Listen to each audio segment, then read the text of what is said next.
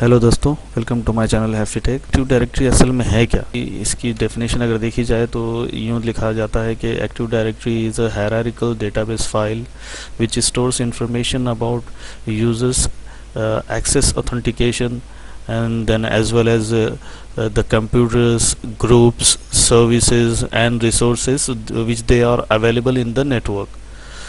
तो इस तरह से ये पता चल रहा है कि एक्टिव डायरेक्टरी इसको अगर हम मिसाल से अगर समझे तो एक ऐसा पता चलता है कि एक्टिव डायरेक्टरी एक ऐसी अलमीरा है, एक ऐसी अलमारी है, एक ऐसी रैक है जिसके अंदर मुख्तलिफ इसके जो खाने हैं इसके अंदर अलग अलग इंफॉर्मेशन रखी है। जैसे कि एक खाने के अंदर यूज़र्स की एक्सेस ऑथेंटिकेशन की इंफॉर्मेशन रखी हुई है, तो दूसरे खाने के अंदर कंप्यूटर्स की इंफॉर्मेशन है कि हमारे नेटवर्क में कितने कंप्यूटर्स हैं, और फिर एक खाने के अंदर इस बात की इन्फॉर्मेशन है कि हमारे नेटवर्क में कितने ग्रुप्स हैं, और दूसरे खाने में इन्फॉर्मेशन है कि हमारे पास कितनी सर्विसेज अवेलेबल है हमारे नेटवर्क में, और एक खाने में ये इन्फॉर्मेशन है कि हमारे पास कितने रिसोर्सेज हैं जो हमारे काम कर रहे हैं।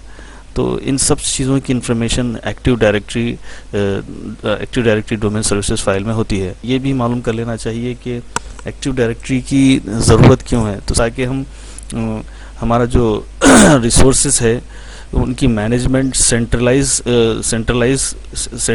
कर सकें।